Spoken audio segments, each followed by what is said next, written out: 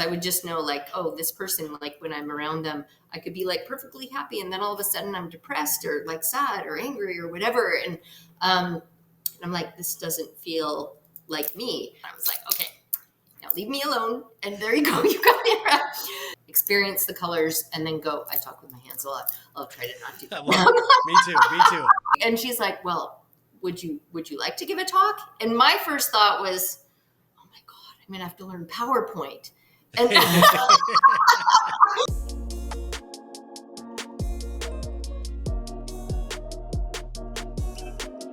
Guys, I'm super excited to have Leanne Venier join us today for the Ripple Effect podcast. This woman is incredible. She's an artist. She's an engineer. She's an inventor. She created a device called the REDjuvenator, biophotonic light therapy. Can't wait to dive into this. I know her to be committed to helping people take back control and biohack their health. And to say that this woman is a buzzsaw of entrepreneurial spirit would be an understatement and then some. So I can't wait for you guys to meet her. So let's dive right in.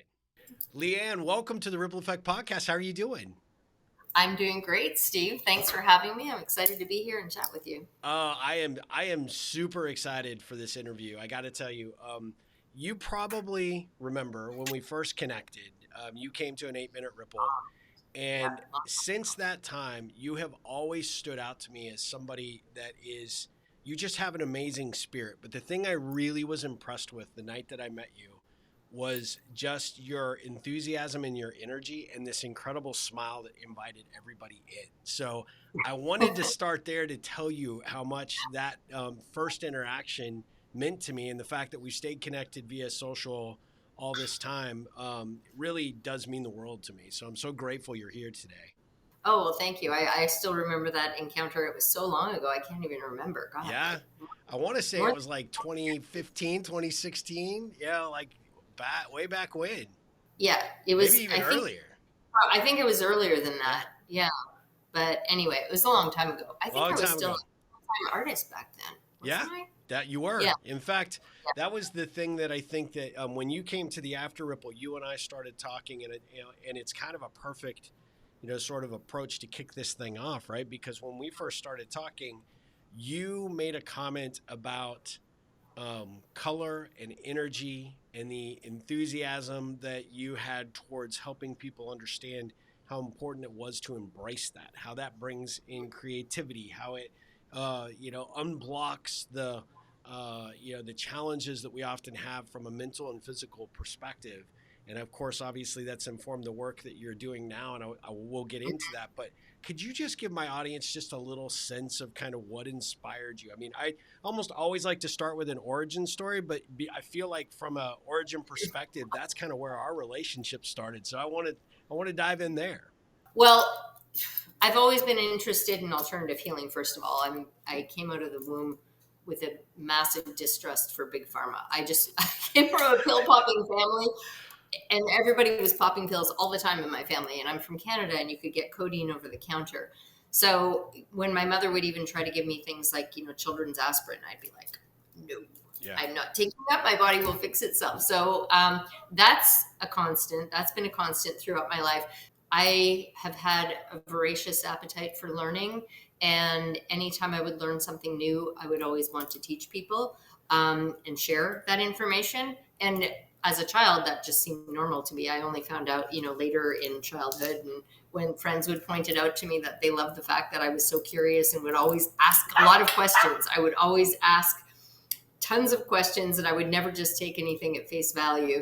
And I remember that conversation because I was very surprised. I thought, isn't everybody like that? I'm like, it was normal for me. So that's another constant. My interest specifically in the energetic aspects of color started when I was living in California.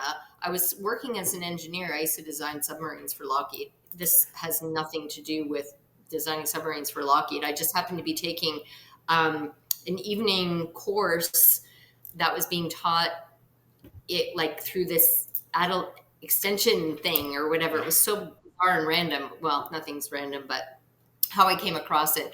But it was all about basically using untapped aspects of the brain. So a lot of parapsychology and things like that. But one of the exercises that we did, the teachers put up all of these colored construction paper all around the room on the Uh-huh. walls. And they just said, go stand in front of each one of those colors and see how you feel and see what comes up, if anything, and then jot it down. Oh, So wow. that was really the first time I noticed, like in a really strong response to individual colors. And that was kind of the beginning of a lot of exploration for me. I ended up moving to Italy for 7 years back then. Shortly after I left engineering, moved to Italy, studied all kinds of alternative healing modalities, a lot of them having to do with color and the color, how color influences the different, chakras in our bodies. And then when I got into Eastern medicine, I'm also an Eastern medicine physician. The five elements aspect of how colors um, influence and directly correlate with and influence different energy systems within our body, which are all interconnected. But how? So anyway, it's a big topic. So yeah, I that's do. Not to interrupt you, but I do remember specifically how you were talking about how you were fascinated with how I had come up with my logo colors. And then oh yeah, and yeah. you and I were talking about it because it was such a, you had come to the Ripple, and I remember you coming up to me in the after Ripple. We were at this little, nondescript bar right down the street from where we had it, right? And you were like, I've never been to an event where questions were the predominant thing. So I knew, when you say you were always asking questions, I could tell it resonated with you, right? But then as you and I were chatting, and you asked about the color spectrum, you're like, this blue, I completely see it, but I remember you framing it in a way like, this is kind of like your alter ego color, but you have a Mm-hmm, much stronger dominant color that you were mm-hmm. seeing in me. And it turned out, you were like, what is that color? What do you think it is? And I said red. And you were Yeah. like, that's exactly it, because at the end of the day, red's my favorite color. And we got into this great conversation about it. And I just remember the distinction. And then you shared a little bit about what you were doing, but at that time, like you said, full-time artist, you were kind of focused on how you could take the visual medium and move it in a way that could actually help people really open up their space and just, be a part of that. So when you talk about the session that you went to, or the continuing education class, standing next to each color and seeing what that brings up to you is really fascinating to me, because I Yeah. felt like you were totally getting that, when we first met. Yes, and that was decades before me ever becoming an artist. So Yeah. it's kind of funny how these things, we learn things, we assimilate, we absorb, and then, well, or at least I do. I take in data from thousands of directions, and I got my microcomputer in here is like constantly going beep beep beep beep beep beep, beep making connections and connecting the dots between different things, and yeah, so that's basically how I ended up connecting the dots between all these disparate fields of study that nobody had ever even thought to cross connect before, and validating the science of light therapy for the masses in the medical community, bringing in hard science, hard research, but connecting it with the biophotonics research that's been going on, plant growing.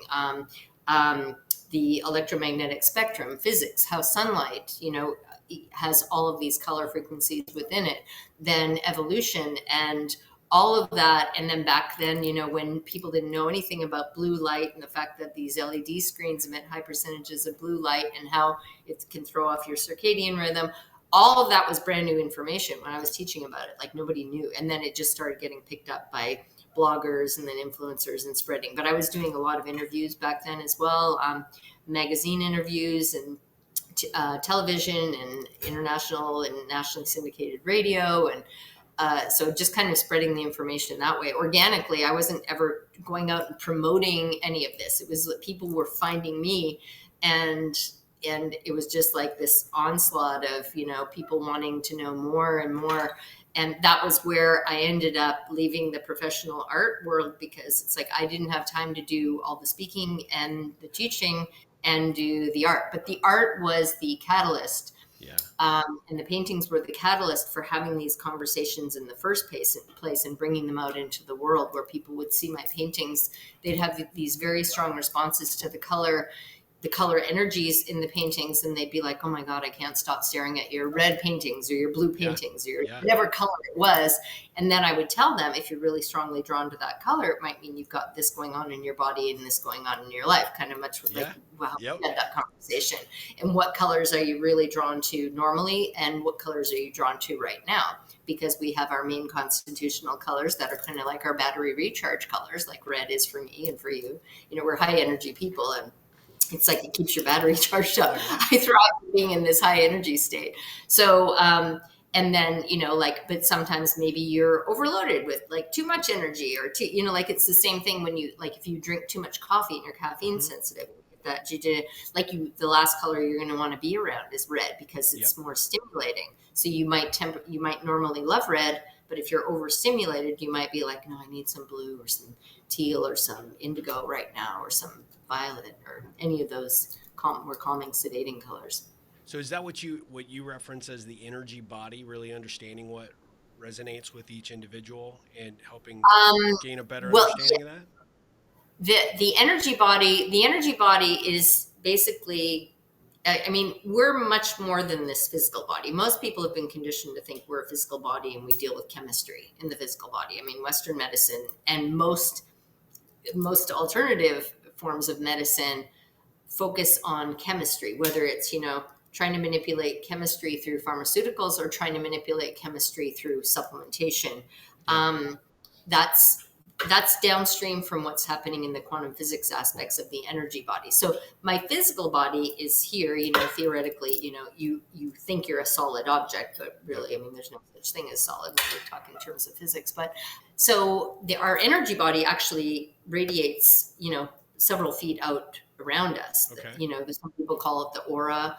But the way that people experience their own, you know, feeling their own energy body, if you're ever, you know, talking to somebody, you're in a conversation, somebody's standing close to you and you don't like something about them, there's just kind of like, like there's something icky about this person and you want to move away. They're not physically touching you, but you can still feel their energy, even if they're not looking at you. It's like, it's the same thing. Like, you know, if you walk into a room and you're like, oh, I feel like so-and-so is here, and you might, and look around and then you see, oh, there they are. Yep, They're across the other side of the room.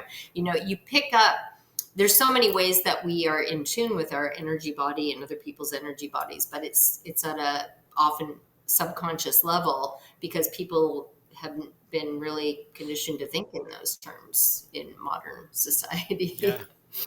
How was it that you actually found your way to really exploring this? Was it because you're a constant seeker of, you know, information and were doing the research that you sort of figured out this? Because I got to think a lot of this has informed your work with the device that you've invented. And so I want to get into that in a second, but you know, I'm really curious about, you know, what that stimulus was for you to really, you know, dive in with both feet. Well, that's another lifelong constant because I'm what's known as a kinesthetic empath. I feel what other people feel, and I feel it inside my body. Like it was very handy to have that skill when I was working in the healing arts, so I could tune in with my patients and just kind of like open the portal and feel like what was out of balance in their physical body and energy body, whether it was emotional or physical. Like, you know, I just tune in and my knee would start hurting, for example. And then I'd know that they were having knee pain or that they were grieving. I could feel the pain that they were experiencing from a, you know, grieving standpoint, whatever it happened to be. So it was actually very problematic as a child to have that ability because I was like this little energy sponge, and I became very introverted because of it, because anytime I'd be around people, I didn't know how to shut the portal, you know, like I would just be constantly picking up other people's feelings and emotions and things like that. And it was very discombobulating, to say the least, and not knowing what it was. I would just know like, oh, this person, like when I'm around them, I could be like perfectly happy. And then all of a sudden I'm depressed or like sad or angry or whatever. And I'm like, this doesn't feel like me. So I just learned to isolate myself, spend huge amounts of time in nature, and kind of then started naturally enhancing those abilities instead of like what happens with a lot of children that have natural abilities in the energy realm. It kind of gets conditioned or taught out of you when you talk about it. I just learned to, after a few trials, to not talk about it anymore. And so like, it's like, okay, this is not a good topic because people don't believe it, first of all, and then they try to tell you you're wrong. So I learned at an early age to not talk about stuff like Well, that. and it sounds like maybe with your upbringing too, with people that were around you that were accustomed to, treating themselves with pharmaceuticals, right? That Yes. probably, probably weren't too open to that, the, what you Well, were yeah, I mean, experiencing, right? pharmaceuticals are all about blocking Yeah, everything. yeah. They Numbing. suppress and they block, and they literally disconnect you from your core self. Yep. So yeah, anybody that is reliant on pharmaceuticals, you're actually making yourself worse in many, many ways.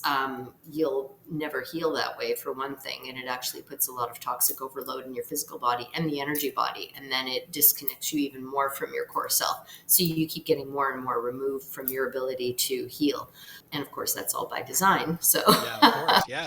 I mean, it's yeah, money, right? You keep needing the medicine. I mean, it's a, $1 trillion business, right? So of course they want to keep you on it.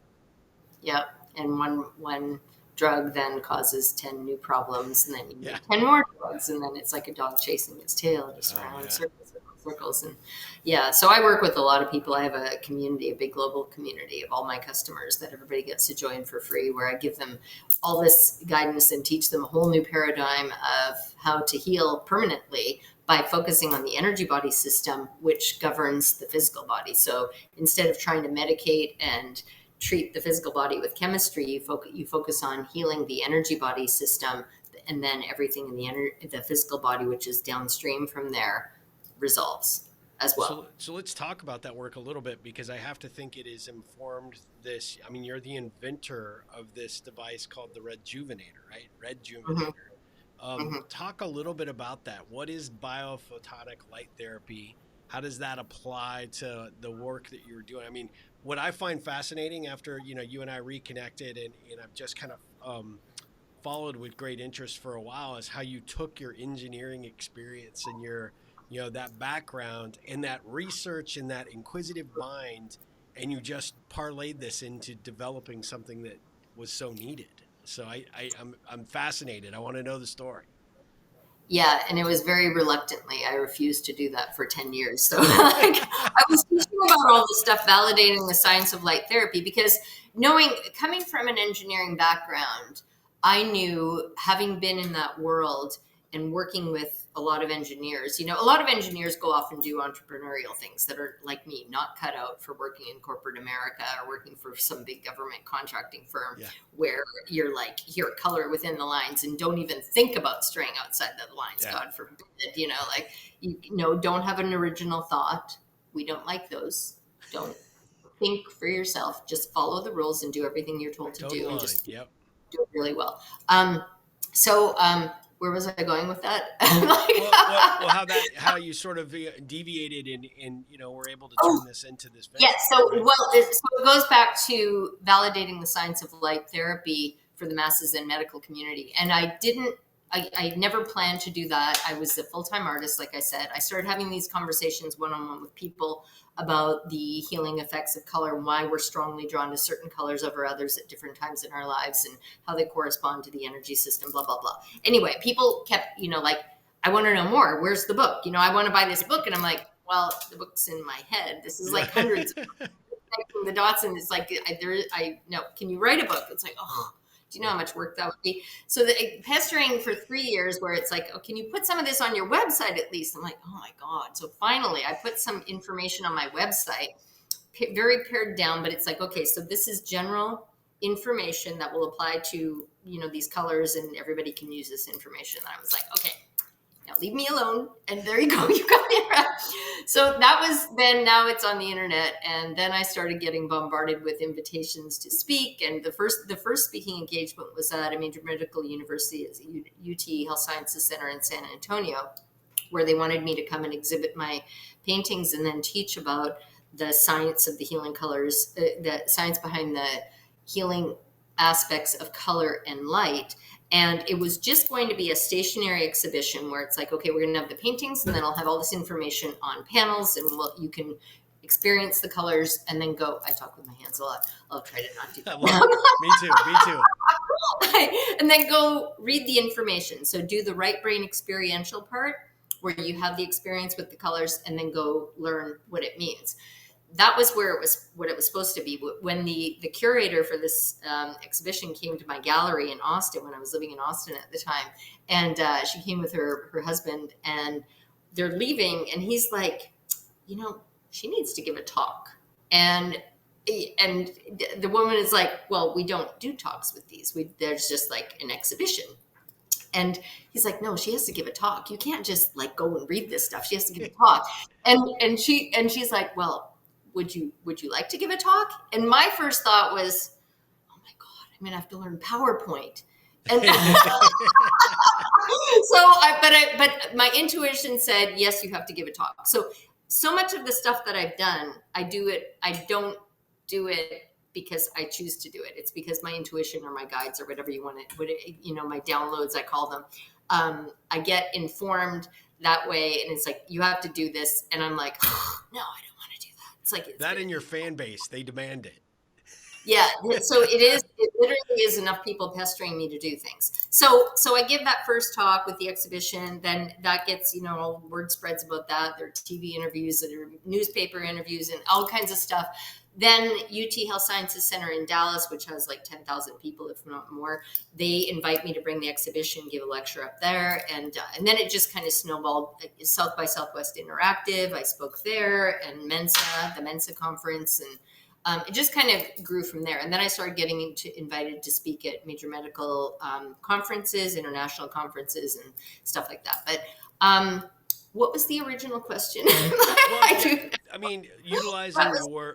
Utilizing your background and your experience as an engineer to actually come up with this device, right? Because you were using your painting and these lectures as an avenue to put the concepts out there, but then you really parlayed this into an invention. So talk about that. Yes. So, well, for 10 years, I taught about all of this stuff, and light therapy started becoming a big marketing thing. Like, people started hearing about light therapy from my teachings, and then people started buying things, industrial plant grow lights on Alibaba, and like, hey, we can make a lot of money because this light therapy trend is a boom. So, they were buying these industrial plant grow lights on Alibaba and then rebranding them as light therapy devices and selling them for thousands of dollars. And so basically using my teachings to sell their products, but their products in many cases were actually harming people because they were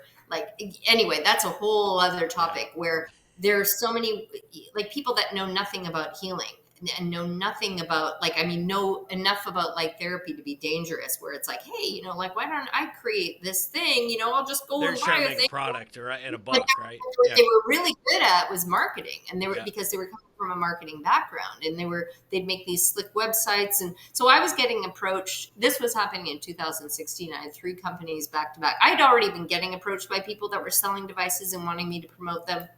And I'm like, oh, this is like garbage. But anyway, 3 companies back to back in 2016 that were not only selling, that reached out to me, wanted me to promote their products. And all 3 of them were like, you are actually going to be harming people with these things. So you don't know what, and again, they're driven by money. It's like they see a growing trend. We can sell a lot of these things and we want you to promote them to your, you're the pioneer in the science of light therapy. So we want you to endorse our product.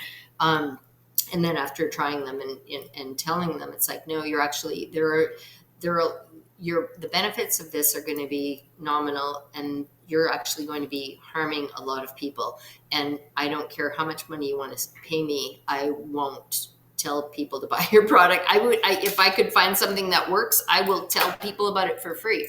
So that was where then the universe, another term I use, it was like, Leanne, you've got to do this yourself. I've been already getting pestered by so many people for years at that point, because people would email me and go, Leanne, I saw your videos and everything, like a light bulb went on. It all makes sense. And then I went on the internet and I tried to find something to buy, and I spent $8,000 on this thing, and it made me feel worse, and it didn't help, and I can't return it. I want $8,000. What do you recommend? And I'm like, I would be more than happy to recommend something if I could find something myself that was really effective and would be beneficial to you. So anyway, that was again, I didn't want to manufacture anything. I didn't want to sell anything. I just wanted to teach people about, the importance really of getting more sunshine, spending time in nature, because people were so disconnected. And in my own healing practice, I would see people, it's like, that were dealing with cancer. It's like, well, how much time do you spend outdoors? Oh, I know, I don't go under the sun ever because it gives you cancer. It's like, well, you have cancer. Yeah, you yeah. never spend time in the sun. So anyway, and that was part of, a big part of my teachings. So finally I got funneled in that direction. I had medical doctor friends of mine that were also saying, you've got to make your own light therapy device. So at that point I was like, well, there's no point in making a light therapy device, because light therapy alone is not enough to elicit these profound healing benefits. It can help if you do it the right way. It can help with a lot of things, especially superficial things and skin issues and, a number of different things. But I wanted to help people with permanent healing, and with permanent root level healing, you have to address the imbalances and the toxicity and the blockages in the energy body system. So that was where I developed the REDjuvenator, which is a full quantum healing device. So it heals and treats the energy body.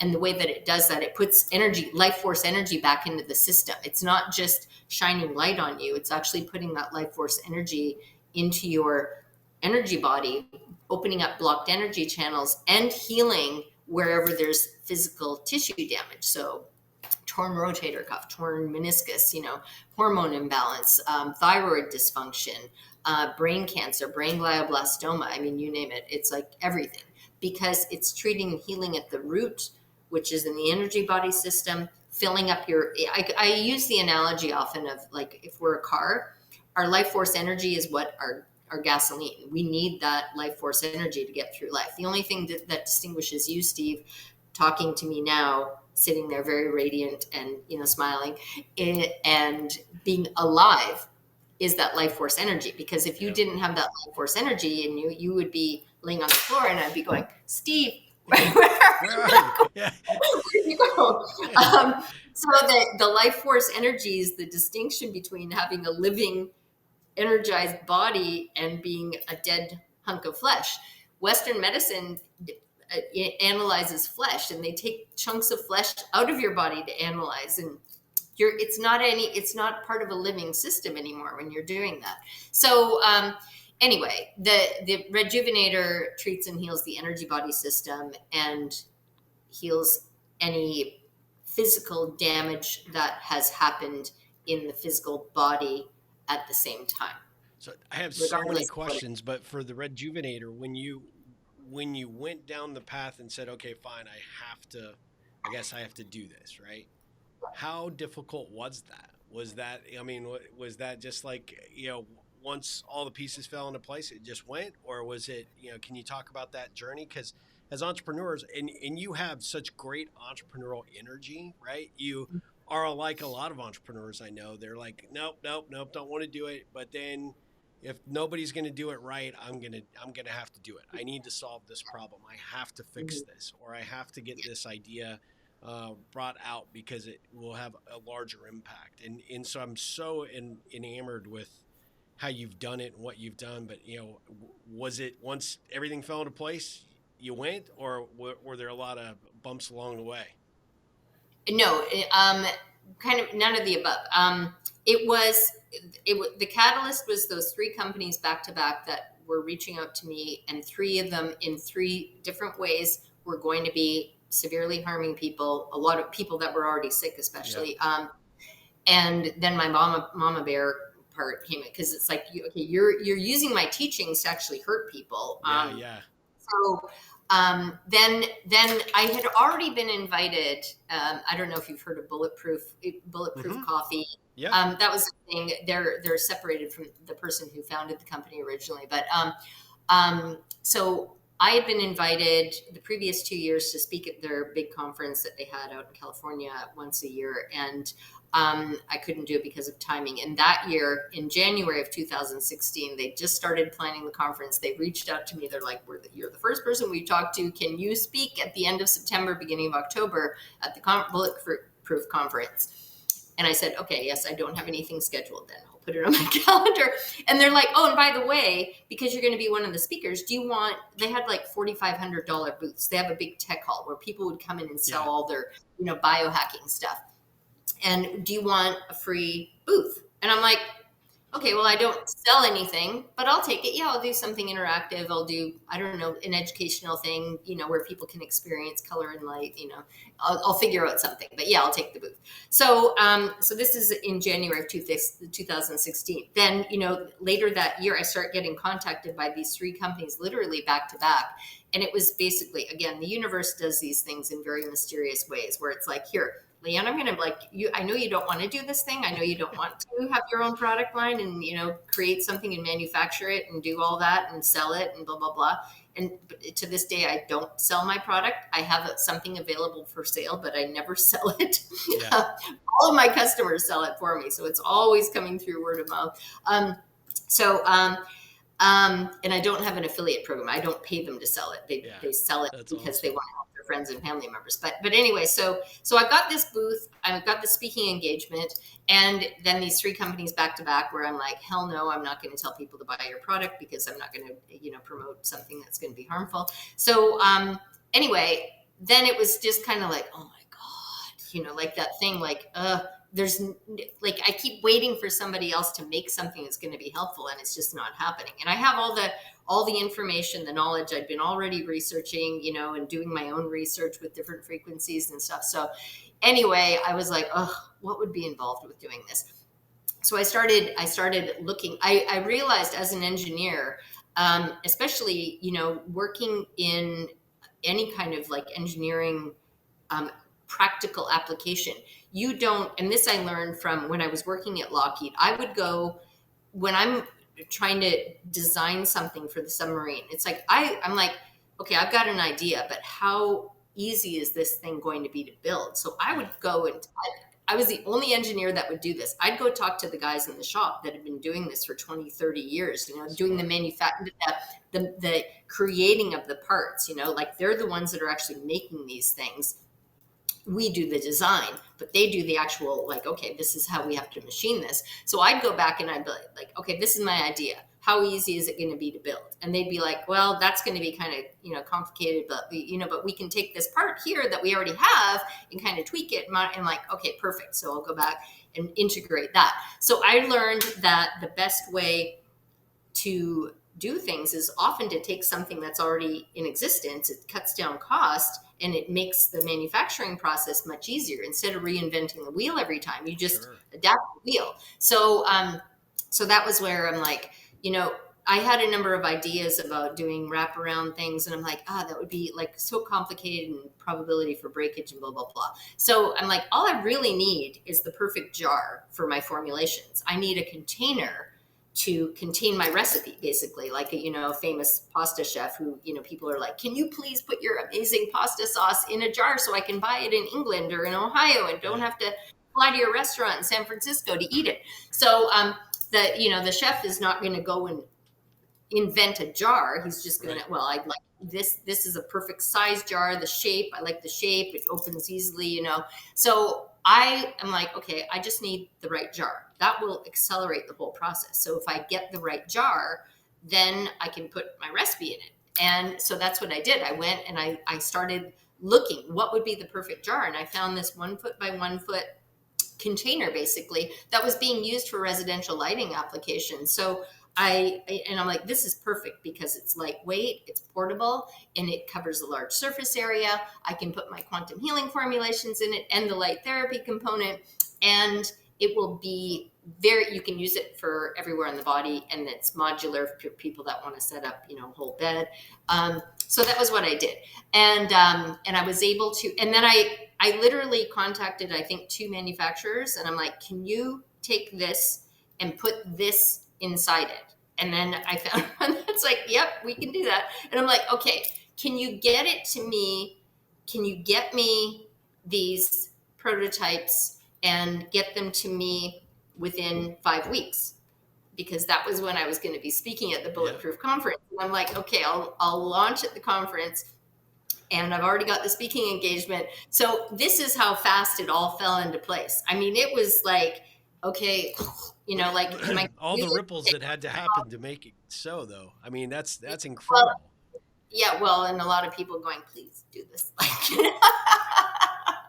So anyway, so yes, and they arrived like I'm like, okay, they're still not here. Am I gonna I'm talking to my next door neighbor. Can you if these come after I leave, can you FedEx them to me? And but they arrived like literally the evening before I was supposed to get on the plane to fly out to this conference. So I was like, okay, I've got them.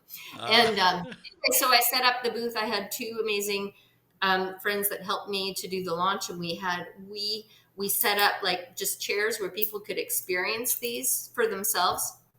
And people could not get through the aisle. It was so crowded. We were the one booth in the entire huge tech hall. People were swarming around, just clamoring to experience them, because people would experience them and then they're telling everybody, and then trying to keep up with the orders. So that, and I did a pre-launch. I did my own Kickstarter kind of thing. I took orders, and then okay, you pay for it, and then you're gonna get your REDjuvenator in 5 to 6 weeks. So so that's how I launched.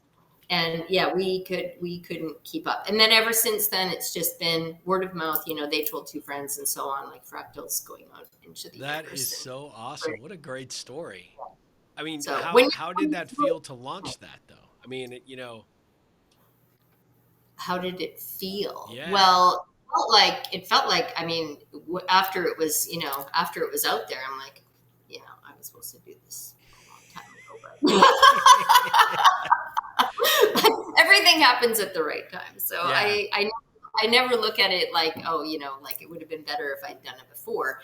Everything happens exactly when it's supposed to happen. Exactly. So it was just, people were ready also, because I'd already validated the science of light therapy. Then after I launched, then I've got proof of concept for the quantum healing part, because light therapy, like I said, can only do so much. I use the analogy, when people go out under sunshine, sunshine has all kinds of healing benefits. If you're in sunshine in nature, you're going to get exponentially more benefits, because you're surrounded by those life force energies that are abundant in nature, big bodies of water. And I don't mean Los Angeles. I mean, in the Caribbean, on a beautiful island where it's you don't have a huge amount of or city nearby, or, but up in the mountains, that's where you get that direct exposure to an abundance of life force energy. There's different names for it: chi, prana, ki. It's all the same thing. And again, it's that energy that keeps us alive, that keeps this physical tissue alive. I went off on a tangent again. Where did that was good. That was really good. I love it. Well, I know. If I don't circle back, then I feel there's this little dangling thing. So the whole quantum energy thing.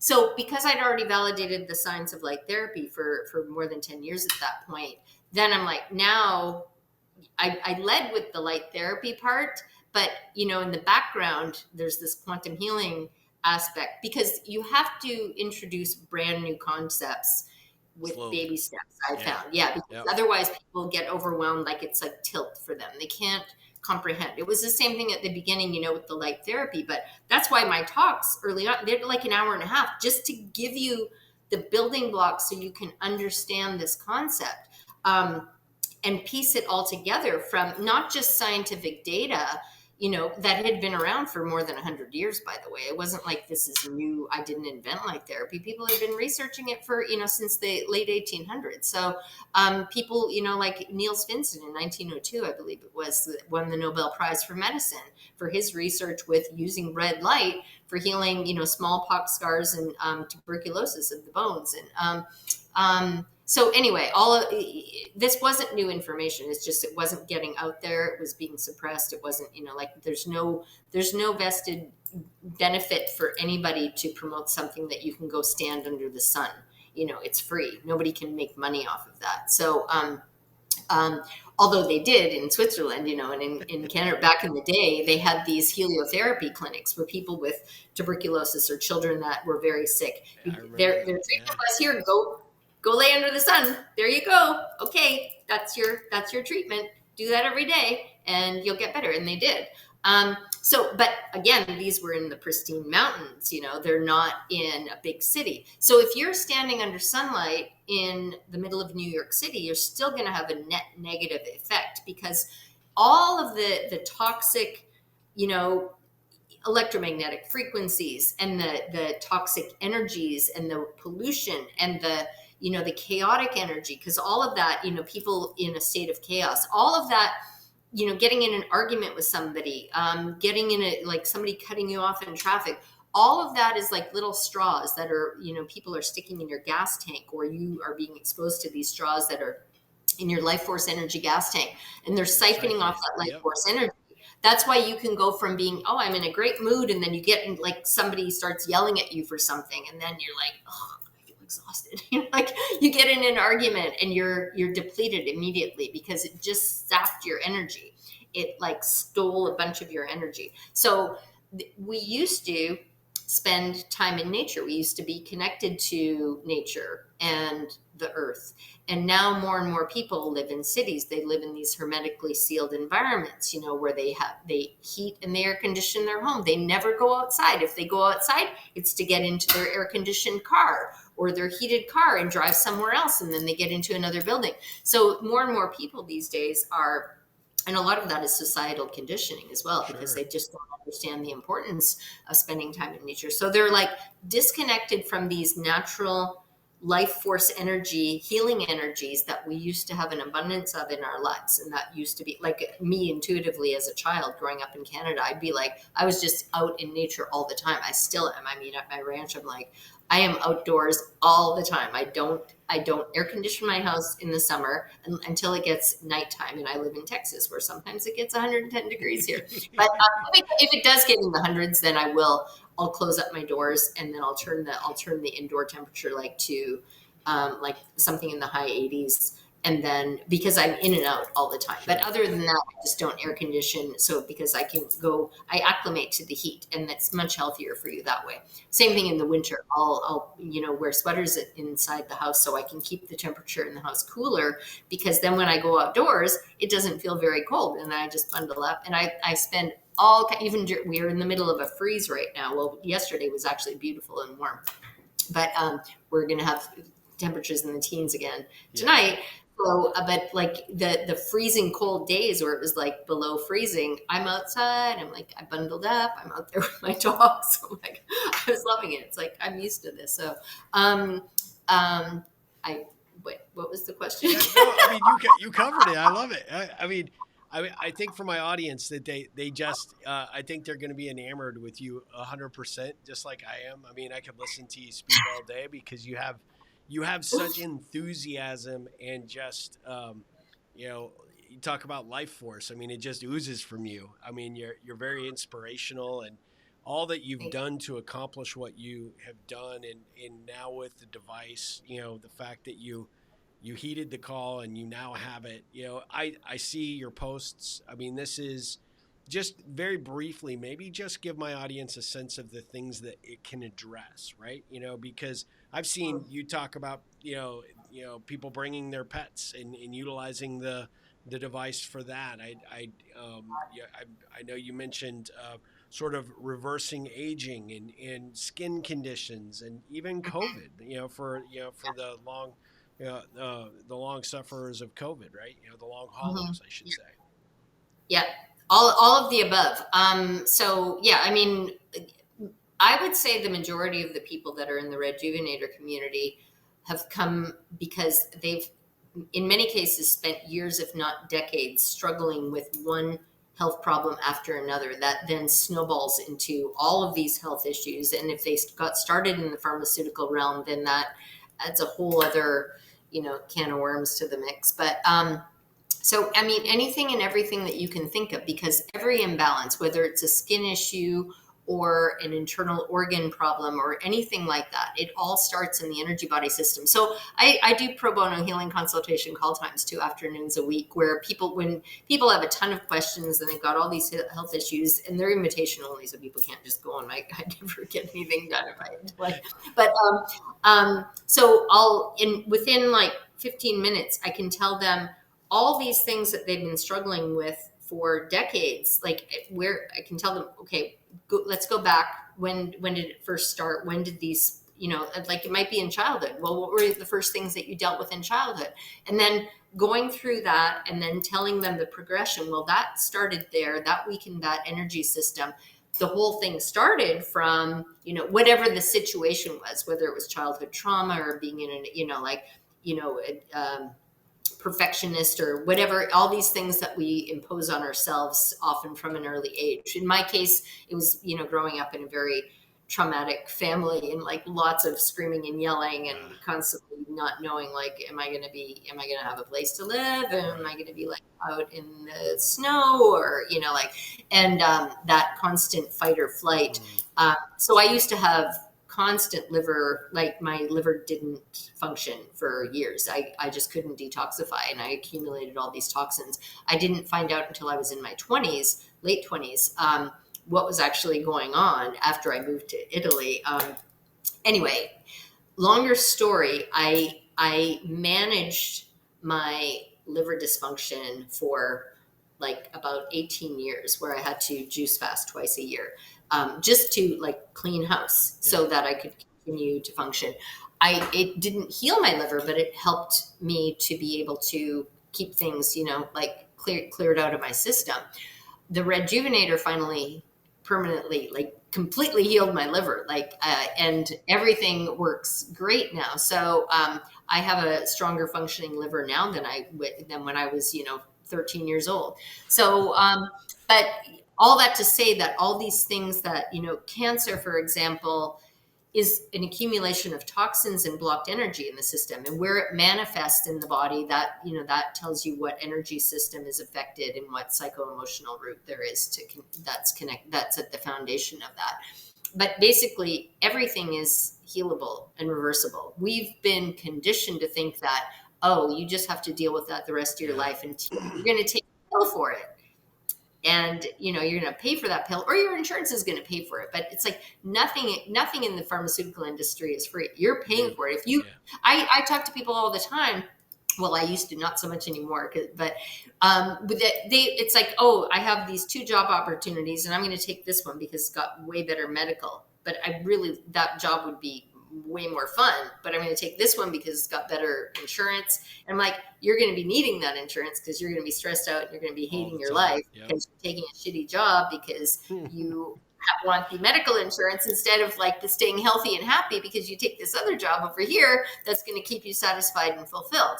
Or going and doing your own thing, becoming an entrepreneur and like relying on yourself 100% and never having to, follow anybody else's rules or stay color within the lines restrictions and show up at 9:00 for people that are night owls. For my audience, scheduling this, one of the things that I really I gotta tell them about our conversation about, like, no, you got to do it in the afternoon because you're a night owl, so you stay up, you get your most energy at night, and so you're like, hey, we got to do it after 12 because you're otherwise. It's not that I get most of my energy at night. I get energy from the moment I get up, but because I want to be outside all day while it's daylight, and often in the evening in the summer months, I come in and I start doing my indoor projects when it gets dark. So that means that I've done a ton of stuff. I do a lot of stuff on my phone also. Like I do all my email and a lot of, supporting people in the community because a lot of it is digital. So I'm working on that outside all the time. I sit outside. But when I have stuff that I want to work on inside my house or projects or things like that I do need to be indoors for, then I'll start like sometimes 9:00 at night and I'll just go and go and go and go and go and go. And then I'm like, okay, I should probably eat something. And then I'll watch at least an hour, if not 2 hours of streaming video. That's just kind of my wind down time, that where Yeah. I call it reconsolidating my chi, where I bring my energies back in, because I could just go right to bed, but I don't want to do that. I want to have that wind down time instead of just being like in full speed, Tasmanian devil mode, and then like go to sleep, because that's doesn't work for me. Doesn't work for you. Yeah. I love that. So I mean, historically, I used to go to for decades. 2 a.m. was my normal bedtime. I mean, Yeah. it's just like, but I only need 5 to 6 hours sleep, so that's perfect. And then I get up and then I start You're off to the going. races. More I am. Tasmanian devil. Yeah. Well, Oh, I could talk to you all day. I mean, I love just hearing the backstory and the reluctant aspect of you being an entrepreneur and just how motivating and inspiring that is. And before we finish up, we'll make sure that everybody that sees this episode knows how to get in contact with you and how to follow you, because you are amazing at every level. But I always like to finish up these interviews, and we'll definitely have to do a follow up. So I mean, there's just so much more to dig into. But for the sake of time, and I know you're busy, I want to try and wrap this up with a couple of ripple oriented questions, if you don't mind. So, sure. best thing about being an entrepreneur? Oh, best thing about being an entrepreneur is, and I've been an entrepreneur well before I was a full-time professional artist. Even while I was living in Italy, I had my own business. So, but the best thing is being able to make your own rules and not have to follow anybody else's, restrictions or limitations, and also, you know, work whenever I want. I only do things that inspire me, that I love doing, so I never feel like I'm working. But yeah, the freedom to create all of that, and then also you can literally manifest anything that you want. So sometimes people have a mindset, well, there are certain things you can't make money, like when again, this was a calling. When I was told, okay, now you're going to become a full-time professional artist. There's a longer story that goes with that, but I was like, oh, that's not going to be interesting to me. That's not going to be interesting enough. But that's like, my download said, no, it's time to be a full-time professional artist. So I'm like, okay, well, if I'm going to do this, then I'm rejecting that whole starving artist, mindset. It's like, I'm going to be a very successful, well-paid artist. So, and I Yep. was, and with like 3 years of, being a beginner painter, literally, I'd never painted before. I went from not painting at all to like being internationally known within the first year, and I was making six figures within 3 years. So, um, and because I created that mindset, and then anything I that love didn't it. align with that mindset, I just didn't allow that into my reality circle. And so, but anyway, being able to create your reality because you're 100% reliant on yourself would be kind of in a nutshell the best thing. I love that. So, as an entrepreneur, what has been one of the biggest lessons that you've learned along the way? Because you've had some, shifts along the way and done some different things. What's one lesson that you take away that maybe would help someone that's thinking about being an entrepreneur? Well, I think it kind of ties in with my previous thing, because at one point where I was the full-time professional artist, and then all this teaching stuff was taking over, and then I didn't have time to do the painting and all the exhibitions and all the stuff that I didn't even like doing anyway. But I was passionate about this, and then I would be like, I'm relying on some of my savings, and as I'm doing more of this teaching stuff where there's no monetization, I wasn't charging for any, it was all free, but I'm like, this is what I love doing, and this is what I'm passionate about doing, and I'm not making any money doing this. So whenever I would give a talk, I would be like, okay, leap of faith, just give one of these lectures. And then the universe would be like, somebody from New York City would contact me and want to buy one of my paintings. So I'd like, here's It ten just thousand work out. dollars.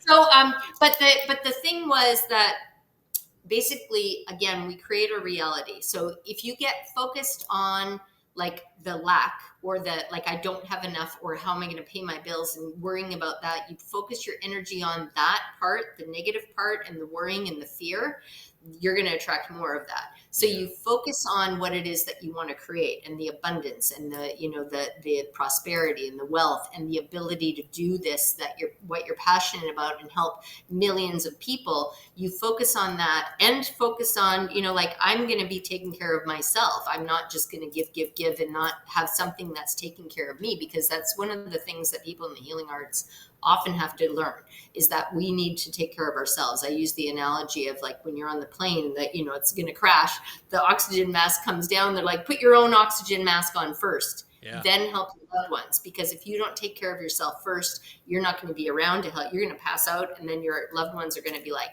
mom, like, help me. Yeah. So you have to learn to take care of yourself, and you have to know that I need to be provided for if I'm going to be able to do this. And it's okay to be provided for. And it's okay to be provided very well for, because you're helping a lot of people. So anyway, that's probably one of the biggest things, that coming to that realization and going through the learning curve of realizing that you can't just keep depleting your own life force energy and giving. You have to have something. You have to learn how to take care of yourself also. I love it. If you could provide any up and coming professional with any advice, about what it would mean to be an entrepreneur, or to take control of your health, or take control of your life, what advice would you give? So you mean somebody that's considering becoming an entrepreneur? Maybe, or just somebody that's hearing this, that's like, maybe I'm kind of like you were when you work for you're working on subs. You're like, this isn't for me. I want to do something different. Yeah. Well, yeah. Okay. So if you're not excited to get out of bed in the morning and do what it is that you do for at least 8 hours a day, you're doing the wrong thing. You're wasting your life. We are all here. We all have a path and purpose in life. And our entire purpose here is to figure out what that thing is, because when you're doing what you're supposed to be doing, you never feel like you're working a moment in your life. It doesn't feel like work. It's like this word that, has this negative connotation, but it doesn't feel like work. It's like, people are like, you work all the time. It's like, I never feel like I'm working. I feel like I'm on vacation all the time. Like I do a lot of work, but it doesn't feel like work. So the guideline is, if you're not excited about what you're doing, like every moment of the day, and like literally it's gotten to that point. It's like, there's nothing that I don't do stuff that I don't like doing. I just don't. I've gotten to, it's like, but like even early on learning PowerPoint, it was like, once you get, it's like, oh, it's kind of fun, like the resistance that we have to doing certain things. It's like, sometimes you just have to get going, and then you're like, okay. And another thing is, I teach about, getting into flow. But you have to be passionate about what it is that you're learning about. And if you're not learning and growing all the time, that's going to be very unfulfilling and unsatisfying. So don't focus on the paycheck and the money that you're going to be making. That should never be the primary focus. The primary focus should always be, does this light me up? Does this make me excited to get out of bed in the morning and start working on it? Because when you're doing the thing that you're excited about doing, the money will always follow. And I know people hear that all the time, and they're like, oh, but how am I going to pay my bills? And how am I going to, it's like, trust me. It's like, well, I've got a family. It's like, well, then start doing it while you're doing the other job. But, take baby steps. That was what I did with, I'm a full-time artist, and then I'm doing this other stuff. This isn't paying me anything. And, the stuff that is making me money, is like, I'm not putting energy into that anymore. So you just sometimes have to take that leap of faith, and then everything will work out. But staying focused on what you want to manifest, and not worrying about, can I pay my bills? No, that's great advice. Don't let those thoughts creep in. You literally have to replace the fear thoughts with, okay, this is what I'm manifesting. This is what I'm creating. And replace that, because we can only have one conscious thought in our minds at a time. Thought is energy, and we attract the things to us based on the energies that we're putting out, thoughts that we have in our mind. So you're thinking, okay, well, this is what I'm, focused on manifesting, and thinking about it in the first person present tense is extremely powerful, as though it already exists. And then you'll be amazed at how many people start showing up in your life. And it's that ripple thing, but you don't even realize you're rippling that energy out there just through your thinking and focusing those thoughts on what you want to manifest. And then all of a sudden, somebody says, hey, why don't you come to this dinner party, blah blah blah, you know, it's like, okay, and then you meet somebody that has this connection that is exactly what you What you need need. for, Yep. you know, the way that these things happen. And it's just, you go with it. Yeah, like you said, it's not by accident. It's not random. These things Right. are intentional, and you got to pay attention to them for sure. What Yes, and that's the what? other thing. So you have to be able to pay attention. Yeah, absolutely. What would be the best thing you could hear a client, a friend, or a family member say about you? Huh. The best thing. I don't know. I get compliments all the time. People, like, you know, in my community, they're like, thank you, Leanne, for making this device. And thank you, you know, it's like, and I'm always like, you know, I'm just doing what I'm supposed to be doing. So I don't, the same thing when people would gush over my paintings. And I'm like, I don't really feel like I created them. I'm like, it was my hand, but I was guided, and you know, I'm just channeling something. So I'm just doing what I'm supposed to be doing. So I don't, I mean, compliments are like, oh, that's good. I'm glad it's helpful to you, but I don't get, I don't, I That's not don't where you even get feel, your energy I and your don't know. buzz. I Yeah. just, I get my satisfaction from what I'm doing, and from being Doing able it. to help so many people, and especially helping pets, you know, especially when we bring pets back from the brink of death. That's like, I love that. That's probably, I do love that. I love when Okay. people are like, oh, you know, my vet said we have to put my pet down because he's got this or that or this thing. And then I use the REDjuvenator, and he's all better, and like he's That's happy, and he's like running around the yard, and it's, you know, many years of life after that. So that's probably one. I do enjoy that. I have a whole community in Telegram where I teach people how to take care of their pets naturally and holistically and very inexpensively, and without having to ever, you know, inject them with things, and give them drugs or pharmaceuticals, and how to keep them super healthy. And yeah, so another thing that I do for free because I love doing I love it. it. If you had to describe yourself in one word, what would it be?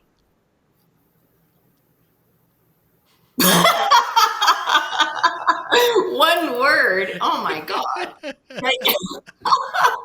um, energetic, I Yeah. guess, maybe. I would have to concur without question. Without question.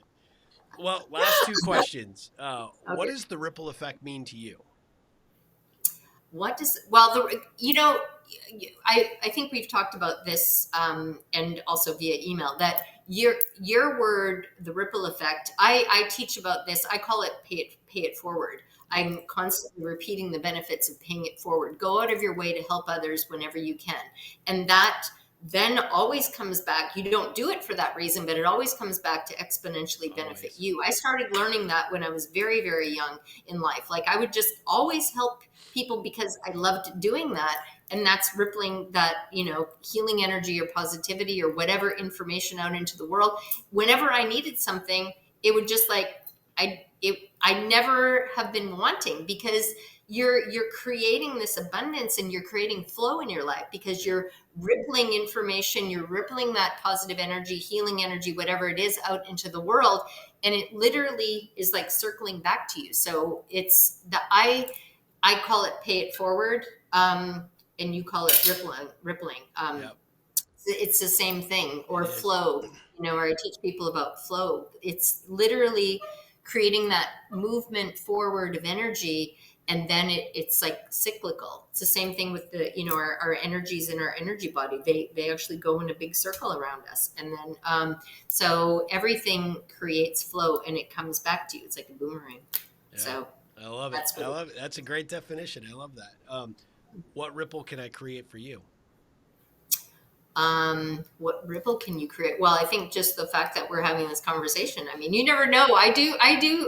When people invite me to be on their podcast, or I get invited a lot. Sometimes it's kind of like, it resonates immediately, like in this case. And sometimes it's like, I don't, you know, like and I don't ever reject something outright. It's just kind of like energetically, it's not like, it just doesn't jive. And then it just won't happen, you know, like, or so when I do things and I'm following my intuition, I'm following, you know, like, you know, you're like, hey, let's do this podcast, and we actually talked about doing this, I think it was a year ago, and then I never got the email, and I'm like, okay, well, it'll happen when it's supposed to happen. And then you're like, hey, and you never replied to my email, and I'm like, I never got your email. So like, I figured now you got busy, but it all worked out, right?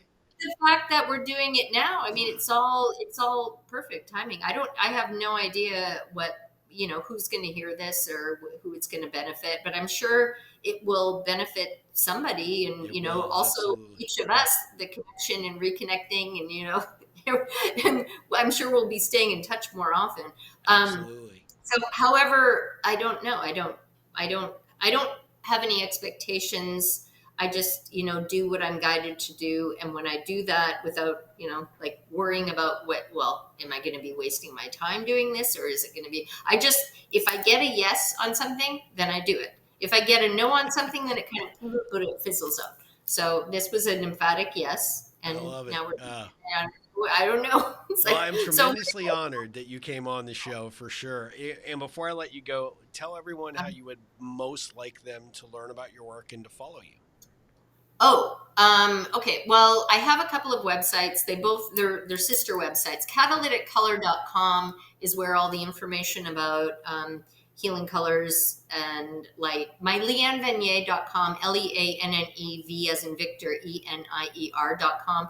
That was the website the URL that I had when I was a full-time professional artist. Yeah. Well, and but it points over to catalyticcolor.com. So they're interconnected. So catalyticcolor.com is CATALYTICCOLOR.com, like catalytic converter, but it's catalytic color, and it's the American spelling. But also looking for me, just putting my name in on Google, although, it's like I've got a YouTube channel. You can go on YouTube, although I'm now reactivating the channel and starting to get somebody to upload stuff for me but anyway, there's a lot of video content, but catalyticcolor.com is probably the best place because there are videos embedded there. There's information about the REDjuvenator. I'm also on Instagram. There's like hundreds and hundreds of testimonials on, like real world testimonials from our community members, all shared with permission from people emphatically say, yes, please share my testimonial. So I have people post those on my Instagram. Well, because that's one of those things that I don't like doing.